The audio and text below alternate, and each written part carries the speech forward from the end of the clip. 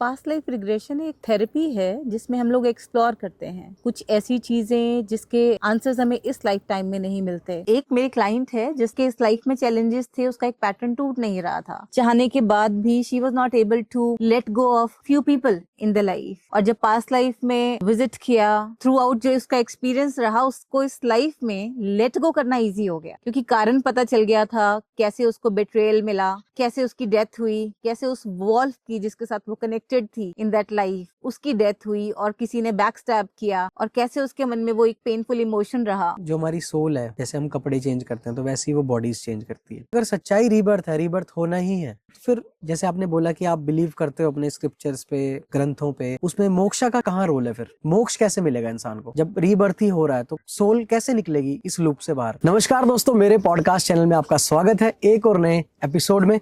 आज हमारे साथ हैं साइकोलॉजिस्ट मिनी जी। चंडीगढ़ में काफी सारे क्लाइंट्स हैं इनके और ऑल ओवर द इंडिया इनके क्लाइंट्स हैं। मिनी जी, आपका स्वागत करते हैं। कैसे हैं आप? Thank you Sandeep, I am so glad to be here.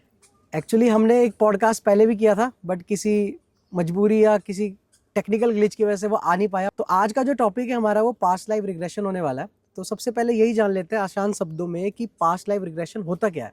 Past life regression एक थेरेपी है जिसमें हम लोग एक्सप्लोर करते हैं कुछ ऐसी चीज़ें जिसके आंसर्स हमें इस लाइफ टाइम में नहीं मिलते। सिर्फ एक सिम्टम है, बट उसका इस लाइफ से कोई रिलेशन नहीं है।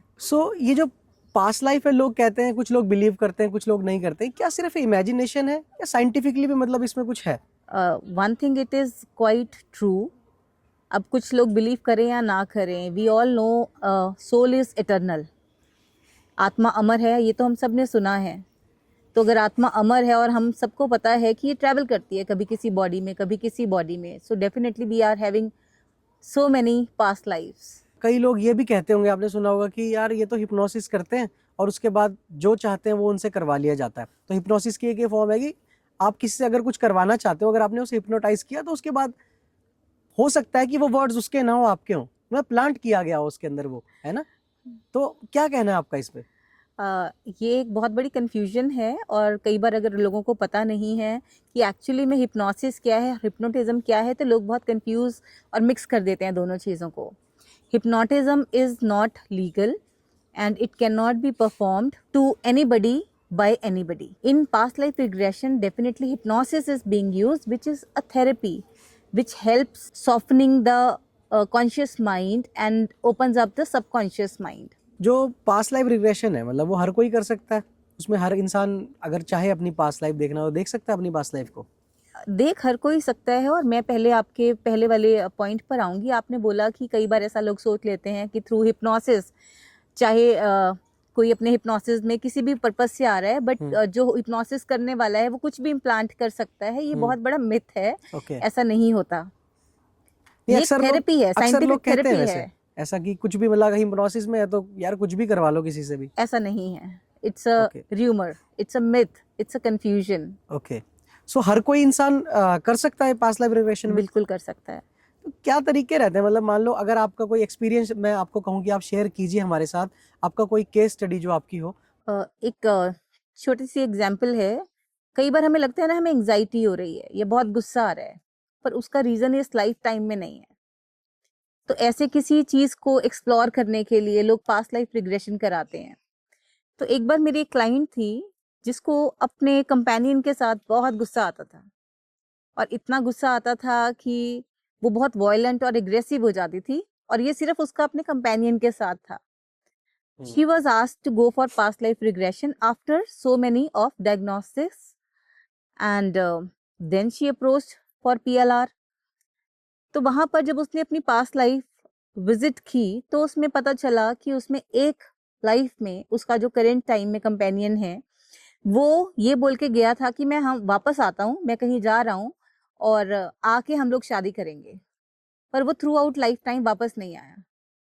तो उसके मन में वो कड़वाहट और वो गुस्सा रह गया, और वो कहीं ना कहीं इस जन्म में आके एक अग्रेशन में, जिसका कोई लॉजिकल रीजन नहीं था, उसको गुस्सा आता था बिना किसी कारण आता था, और अनएक्सप्लेन्ड थे रीजंस उसके उस बिहेवियर के विद दैट पर्टिकुलर पर्सन। सो जब हमने उसको रिवील किया, एक्सप्लोर किया, So definitely with therapies, we went for the release of that emotion. जो गुस्से का emotion था उसको release किया, forgiveness induce की, and that when the emotion was released, her behavior came back to normal. Okay, so अभी आपने बात की कि कंपेनियन के उसके, तो वो क्या जो कंपेनियन उसका इस जन्म में है, क्या वो कंपेनियन उसका पास्ट में भी था, वही same companion? He was a companion, but it did not reach till marriage. Okay, Yes. सो ये जो टाइम पीरियड रहता है मतलब इसको करने का, जैसे कि एक सेशन आप लगाते हैं उसको, तो एक सेशन का क्या टाइमिंग रहती है उसकी? 45 minutes to 1.5 hour. और एक past life regression maximum 4 sessions में होता है और मिनिमम 2 सेशंस में. तो ऐसा भी होता है कि मान लो आपके पास कोई आया और पहली बारी में कुछ रिजल्ट ही ना निकला? Yes, it happens. ऐसा भी होता है कि जैसे मान लीजिए मैं कोई एक्सपीरियंस कर रहा हूँ पास्ट लाइफ को, तो मैं वो जगहें देख सकता हूँ जहां मैं कभी गया भी नहीं हूँ? ऐसे यस, विजुअल्स आते हैं उसमें? डेफिनेटली. कुछ बताएंगे इसके बारे में कि कोई आपका ऐसा केस रहा हो जिसमें उसके बाद उन्होंने विजिट भी किया हो उस जगह पे जाके, कभी देखा हो जाके कि हाँ उन्होंने लगा हो कि हाँ यार ये तो कभी हमने मेरे देखा भी नहीं साथ था? ऐसा कोई केस अभी नहीं आया जिसने एक्चुअली में उस जगह को जाकर क्योंकि जगह को जाकर विजिट किया हो, क्योंकि अभी तक जो केसेस आए उसमें पर्टिकुलर जो रीजंस थे उसमें जगह जैसी कोई चीज फोकस्ड पे नहीं थी. It was regarding the patterns, some unreleased emotions, some behavior pattern with the person. जब बात हम पास्ट लाइफ रिग्रेशन की कर ही रहे हैं तो साथ साथ में फ्यूचर की बात भी कर लेते हैं ना, कि लोग कहते हैं कि अगर आप पास्ट में जा सकते हो तो भाई आप फ्यूचर भी देख सकते हो, क्योंकि ऊपर की टाइमलाइन तो वहां पे तो कोई है नहीं ना ऐसा भी कि एक सेकंड में आप कहीं चले जाओगे। और कितना टाइम आप पीछे जा सकते हो, मतलब कितने साल पीछे आप जा सकते हो क्योंकि जो भी कुछ हुआ है इसी अर्थ पे ही हुआ है, तो यहीं पे है सारा कुछ। तो कितना टाइम पीछे जा सकते हैं और क्या फ्यूचर में भी जा सकते हैं? के 2 सवाल हैं. एक कि कितनी विजिट्स आप कर सकते हो, कितने पास्ट लाइफ्स को आप देख सकते हो. मेरा ख्याल है आपका सवाल बिल्कुल ये बिल्कुल। है. सो ऐसी कोई लिमिट नहीं है. ओके, अगर क्लियर है, आपको पर्पस क्लियर है, तो उससे रिलेटेड पास्ट लाइफ में जब आप जाते हो आपको पता चल जाता है कि यस दिस इज रिलेटेड.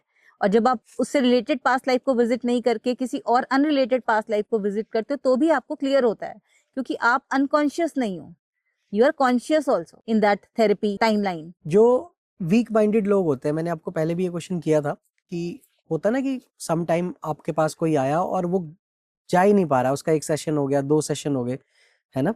तो कुछ जो वीक माइंडेड पीपल होते हैं, क्या वो भी कर सकते हैं इसको एक्सपीरियंस? मतलब कोई ऐसी स्टेट आती है जब जिस जगह पे वो जाके मतलब कि हाँ भाई होगा ही होगा, या ऐसा भी हो सकता है कि किसी के साथ हो ही नहीं रहा हो, मतलब एक्सपीरियंस कर ही नहीं पा रहा है वो, ऐसा हो सकता है?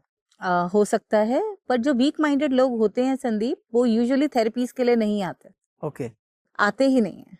ओके जो ग्रोथ माइंडसेट वाले होते हैं वही लोग थेरेपीज के लिए आते हैं, चाहे वो PLR है या कोई साइकोथेरेपी है या हिप्नोसिस है, क्योंकि उनको ये होता है कि हमने किसी चीज में स्टक नहीं रहना. अगर कोई चीज हमें परेशान कर रही है तो उसका सोल्यूशन ढूंढकर उससे हम आगे बढ़े.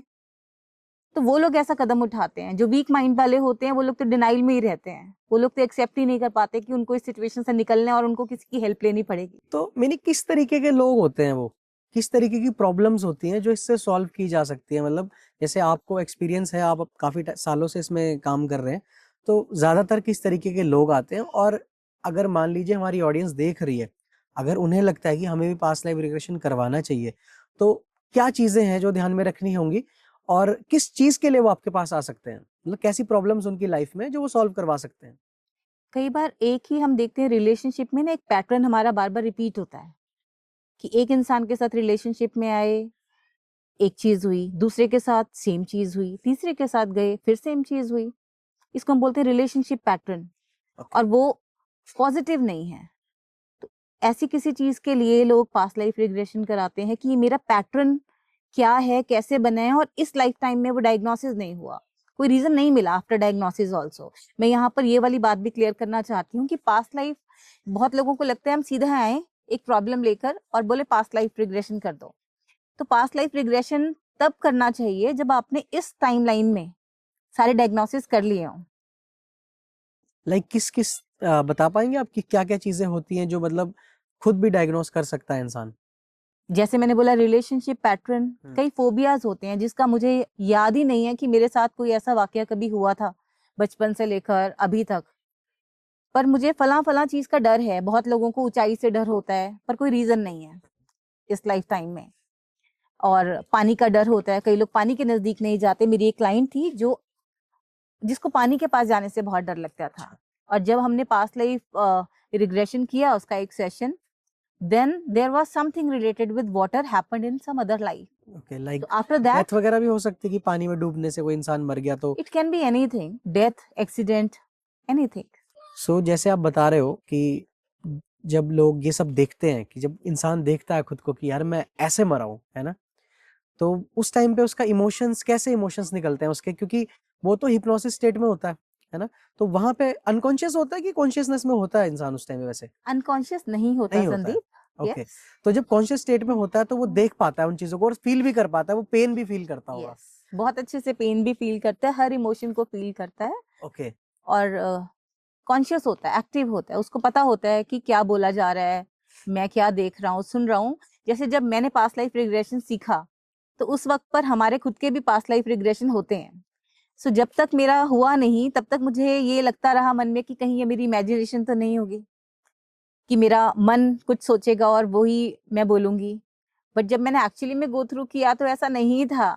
Things were beyond I could think even, जिसके मेरे पास लॉजिक नहीं है। I just felt it and I know that it was there. So जैसे आपने बताया कि आप अपनी पास्ट लाइफ रिग्रेशन जब आप सीख रहे थे तो आपने भी करवाया, तो अपने बारे में बताएंगे कुछ कि जैसे इस जन्म में तो आप अभी एक साइकोलॉजिस्ट हैं और पहले आप क्या थे, मतलब? Okay, although it's quite personal, they asked me the purpose. If you have some purpose, we must go for that. And I was going through something very big and rough, and asked for the same purpose related to that rough part of my life. And there I went, and I came to know in that whole lifetime, I did not talk much. Whatever happened, I did not say anything or even confront तक नहीं किया मैंने उन situations को जो ठीक नहीं थी, जो नहीं होनी चाहिए थी। सो मुझे उस सेशन के बाद यही लर्निंग थी कि अगर कुछ लाइफ में गलत हो रहा है तो आपको कन्फ्रंट करना है, आपको वॉइस आउट करना है। दैट वॉइस आउट ना करना वाज द रीजन लाइफ में बहुत सारी सिचुएशंस ऐसी हुई जहां पर मैंने बहुत टाइम तक उस चीज को सिर्फ टॉलरेट किया। सो मेरी लर्निंग ये थी कि मुझे कन्फ्रंट करना था, स्टैंड लेना था कुछ चीजों के लिए, which was tough, it was painful, but I think it was therapeutic for me. So जैसे आपने बताया कि जो भी पास्ट में रहा आपके, तो क्या ऐसे लोगों के पास्ट में जो चीजें होती हैं, जैसे मान लीजिए किसी की कोई इच्छा थी, जैसे आपने बोला कि आप कन्फ्रंट नहीं कर पाए, आपने वॉइस आउट नहीं कर पाए, अपनी आपने आवाज नहीं उठा पाए अपने लिए, तो इस जन्म में कोई भी इंसान XYZ, ठीक है, तो वो इस जन्म में वो काम करेगा, मतलब उसके दिल में वो चीज गई और वो इस जन्म में वो काम करेगा, अपने लिए आवाज उठाएगा, है ना, लोगों से बात करेगा। जैसे आपने बताया मैं लोगों से बात नहीं करती थी, तो आज तो आप साइकोलॉजिस्ट हैं और पता नहीं दिन में कितने लोगों से बात करते हैं ना, घंटों बात करते हैं, क्योंकि आपका काम ही वो हो गया है ना, आप लोगों की बात सुनते भी हैं और उनको सिखाते भी हैं कि कैसे अपने लिए आवाज उठाए। तो क्या ऐसे ही सभी लोगों के साथ होता है basically? It changes everything. Past life regression is not about going in the past or staying there. It is more about healing in the present. जब आपके पास कोई पहला आपका क्लाइंट आया होगा, है ना, तो ऐसा कोई केस है जो मतलब बहुत ही अनोखा रहा हो, मतलब जिसको देखने के बाद आपको भी लगा हो कि यार ये क्या है, ऐसा कुछ है? सारे केस ही ऐसे होते हैं संदीप। जैसे मैंने अपना एक्सपीरियंस बताया, अपनी एक क्लाइंट का बताया, हर केस अपने आप में बहुत यूनिक है, किसी का किसी के साथ कंपैरिजन नहीं है। बता पाएंगे आप कोई केस स्टडी विदाउट मतलब नेम रिवील किए, कुछ ऐसा? एक मेरी क्लाइंट है जिसने अगेन उसके इस लाइफ में चैलेंजेस थे, उसका एक पैटर्न टूट नहीं रहा था, चाहने के बाद भी she was not able to let go of few people in the life. और जब पास्ट लाइफ में विजिट किया तो उसके रीजंस भी उसके सामने आए और वो थोड़े और अलग थे। उसने वो उस इंसान को इंसान के रूप में नहीं देखा, वॉल्फ के रूप में देखा, and she was so clear कि ऐसा ही था। एंड थ्रू आउट जो उसका एक्सपीरियंस रहा, उसको इस लाइफ में लेट गो करना इजी हो गया क्योंकि कारण पता चल गया था, कैसे उसको बेट्रेयल मिला, कैसे उसकी डेथ हुई, कैसे उस वॉल्फ की जिसके साथ वो कनेक्टेड थी इन दैट लाइफ, उसकी डेथ हुई और किसी ने बैक स्टैब किया, और कैसे उसके मन में वो एक पेनफुल इमोशन रहा।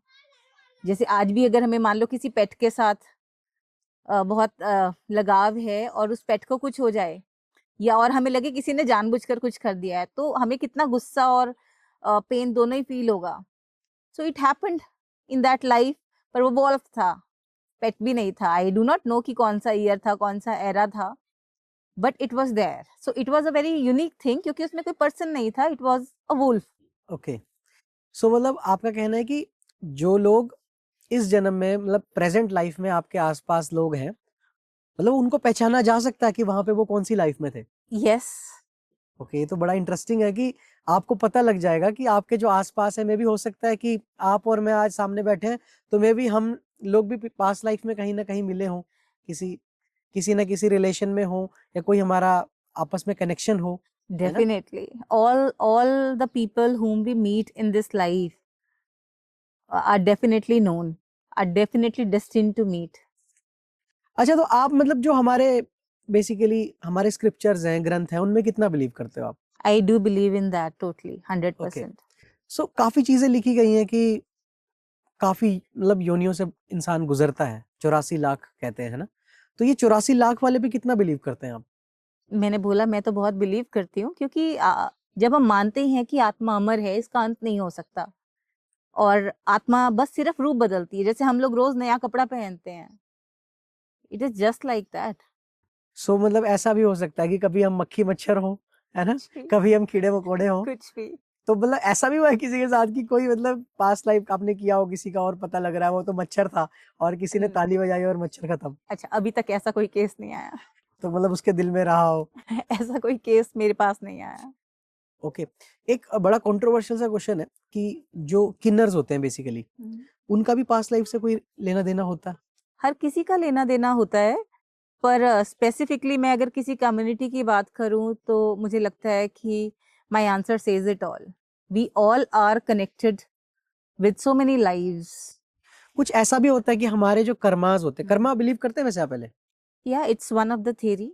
ओके, अगर आप कर्मा में बिलीव करते हैं तो फिर आप इस बात के बारे में भी अच्छे से मुझे लगता है जवाब दे पाएंगे कि अगर मेरे कर्म यहाँ पे जैसे भी हैं, अच्छे हैं बुरे हैं, या मैं किसी चीज के पीछे ज्यादा भागता हूँ, है ना, किसी चीज की ज्यादा चाहत रखता हूँ, या झूठ बोलता हूँ, या लोगों से फरेब करता हूँ, पॉसिबिलिटी क्या होगी नेक्स्ट जो मेरी लाइफ होने वाली है उसमें मैं क्या बनूंगा?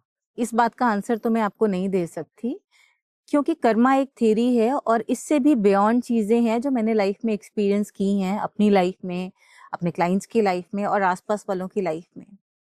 कई बार हमें लगता है कि पता नहीं कि मेरे कौन से अच्छे कर्म हैं कि मुझे बहुत कुछ अच्छा मिल रहा है, और जब कुछ लाइफ में बुरा होता है तब हम ये नहीं सोचते कि अरे मेरे कौन से ऐसे बुरे कर्म थे, या हम हर चीज के लिए गिल्टी हो जाते हैं फिर। जबकि हम ये भूल जाते हैं कि जब हमें ये ह्यूमन लाइफ मिली है तो कुछ चीजें ना साथ साथ चलेंगी, अच्छा और बुरा।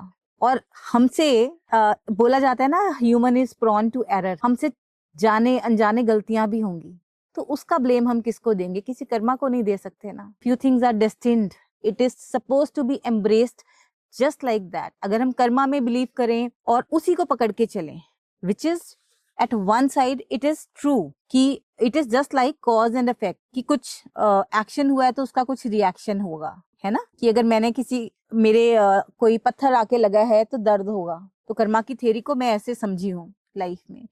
पर इसका मतलब एक ये भी है कि life is, and human life specially, is beyond this thing, beyond Karma is also.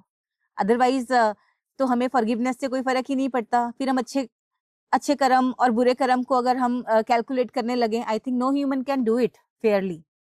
क्योंकि जब लाइफ में आप ग्रो करते हो तो आप एक्सपीरियंस करते हो कि बहुत सी चीजें आपके हाथ में नहीं थी जो आपको मिली, चाहे वो अच्छी थी या बुरी थी, और आपने कुछ नहीं किया उसको पाने के लिए, चाहे वो अच्छा है या बुरा है, बट इट जस्ट हैपन्स।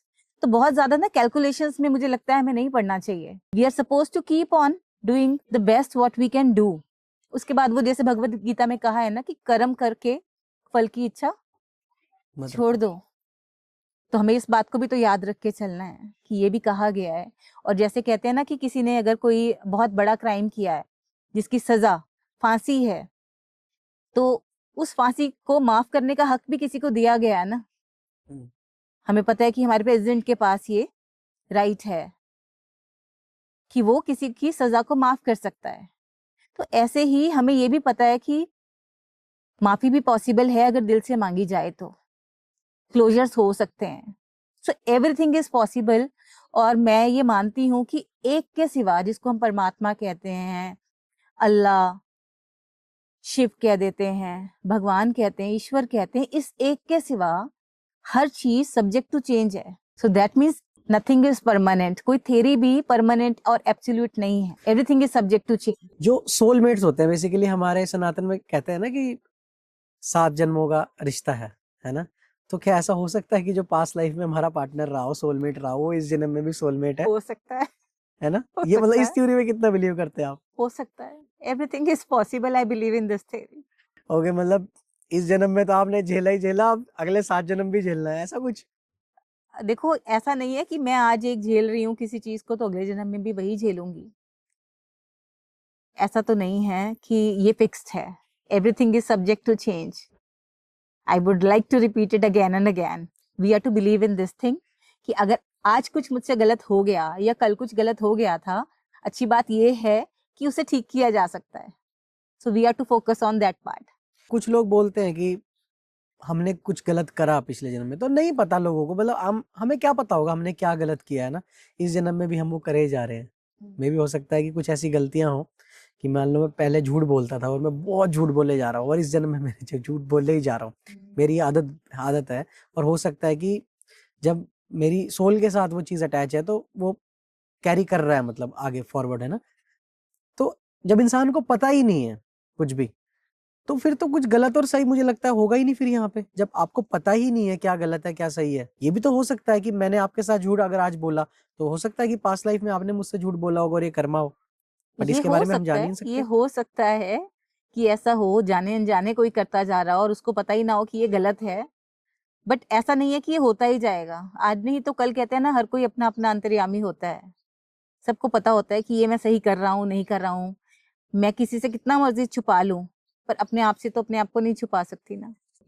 लेकिन जैसे लोग मर्डरर जो होते हैं, बेसिकली किलर्स होते हैं।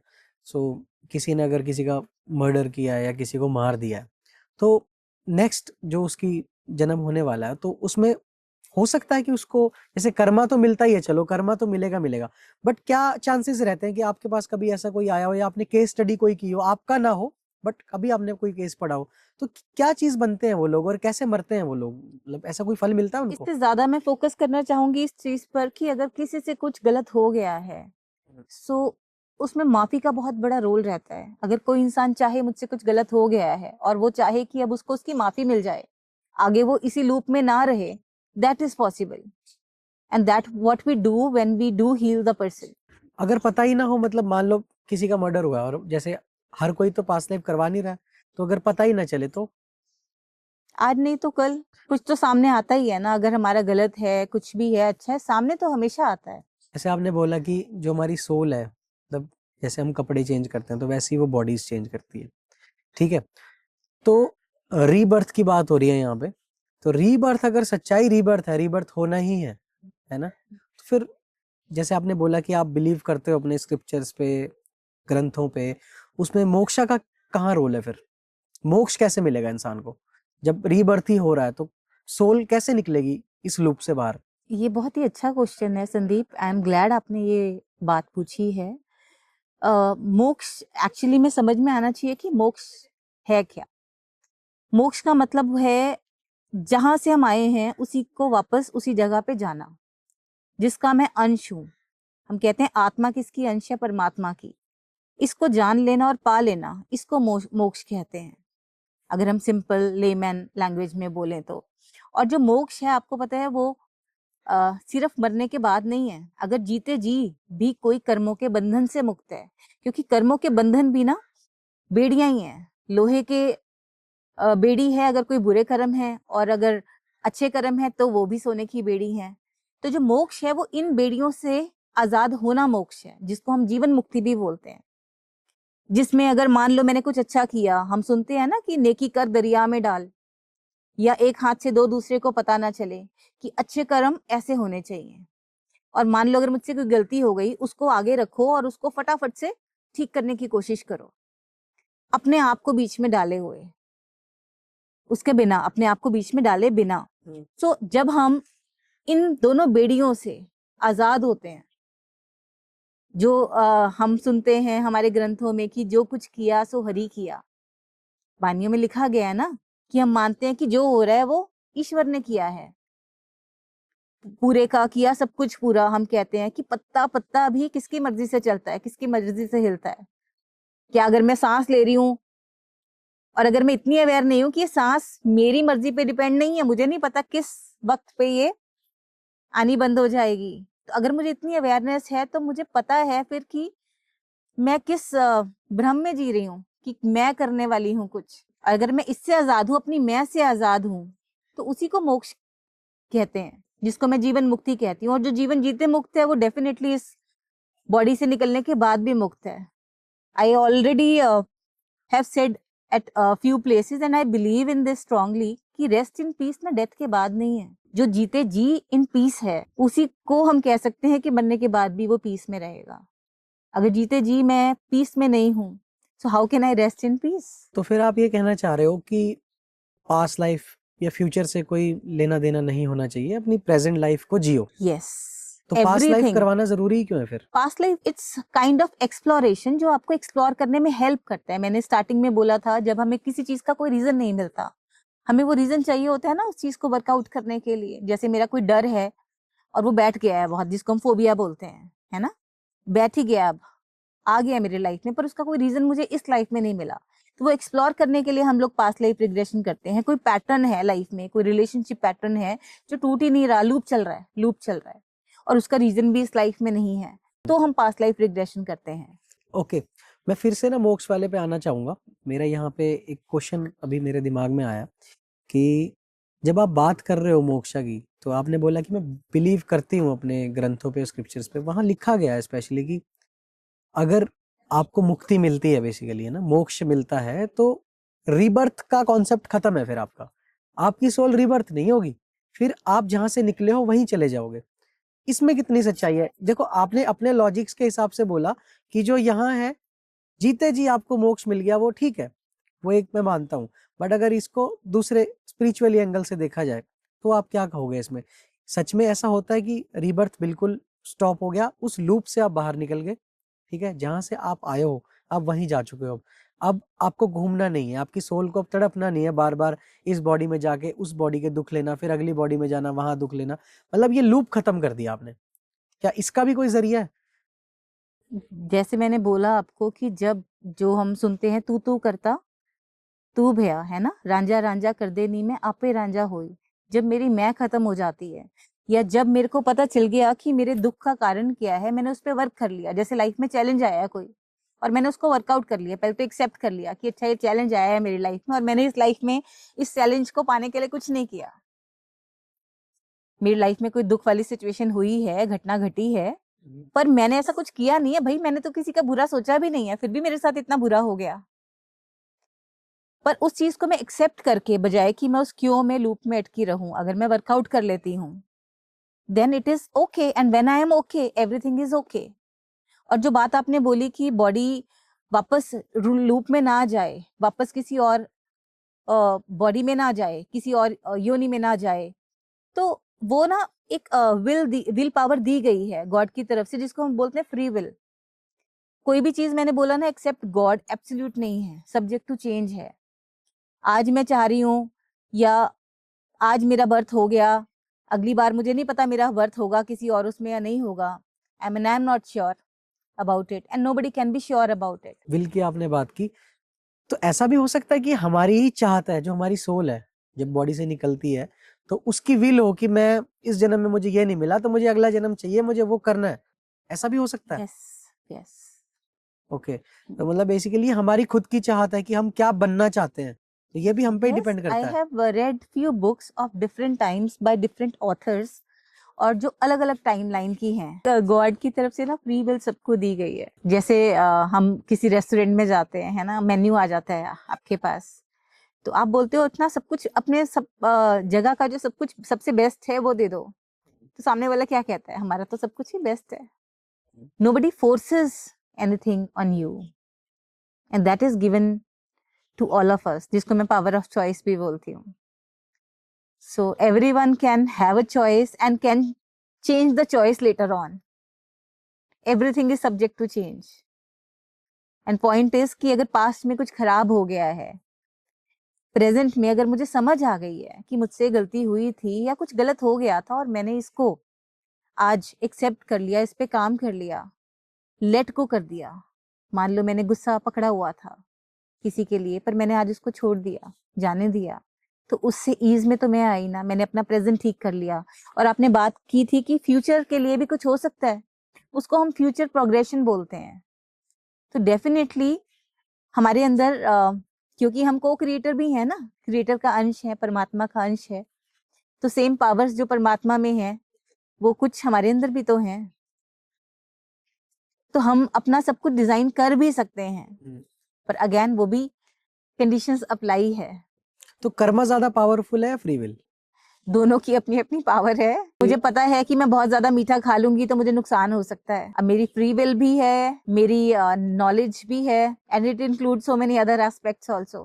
कई बार सबको पता है कि शराब पीना अच्छी चीज नहीं है, ये मेरी बॉडी को धीरे धीरे नुकसान पहुंचा रहा है, फिर भी लोग पीते हैं। एक मेरा लास्ट क्वेश्चन और उसके बाद हम इस पे जाएंगे कि कैसे करवा सकते हैं पास्ट लाइफ, है ना, किस तरीके से क्या क्या प्रोसेस होता है बेसिकली।